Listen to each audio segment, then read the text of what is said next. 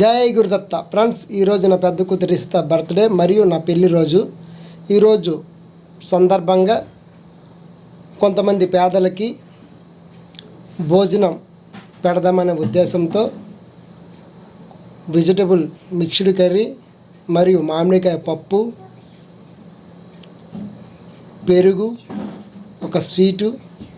Friends, మన ఇళ్ళల్లో సాధారణంగా బర్త్డే పార్టీస్ కానీ పెళ్లి రోజులు జరిగితే మనం ఏం చేస్తాం, మన ఇరుగు పొరుగు వారినో లేకపోతే మనం దగ్గర ఫ్రెండ్స్నో పిలుచుకొని వాళ్ళతో బిర్యానీ పార్టీ చేసుకొని సంతోషాన్ని పొందుతాం.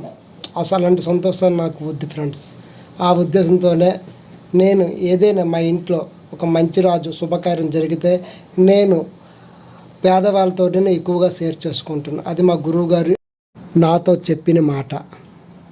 కాబట్టి ఈరోజు నేను ఇంట్లో చక్కగా భోజనం ప్రిపేర్ చేసుకొని గోదావరి గట్టులో ఉన్న అనాథులకు ఈ యొక్క చేసిన భోజనాన్ని పంచడం జరిగింది. ఫ్రెండ్స్, అన్నీ ఉన్న వాళ్ళకి పంచితే దాంట్లో వచ్చే సంతృప్తి ఏముంటుంది? ఏమీ లేని వాళ్ళకి పంచినప్పుడే నిజమైన సంతృప్తి అనేది మనకు లభిస్తుంది. ఆ ఉద్దేశంతోనే ఫ్రెండ్స్,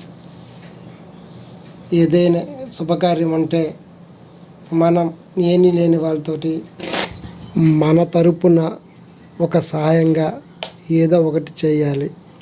ఎందుకంటే భగవంతుడు అందరికీ అన్నీ ఇవ్వరు. ఇచ్చినే అందరూ సకాలంగా వాటిని వినియోగించుకోవడం కుదరదు.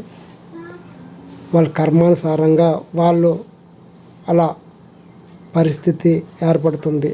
కావున భగవంతుడు మనకి ఈ స్థాయిని, ఈ యొక్క పరిస్థితిని మనకి ఇచ్చాడు. కాబట్టి మన వంతు ఒకరికి సహాయం చేస్తే ఆ భగవంతుడు మనకు మన పిల్లలకి ఎప్పుడు వెన్నంటి నీడలా కాపాడుతుంటారు. మనం ఏం చేస్తామో అదే మన పిల్లలు మన నుండి నేర్చుకుంటాడు.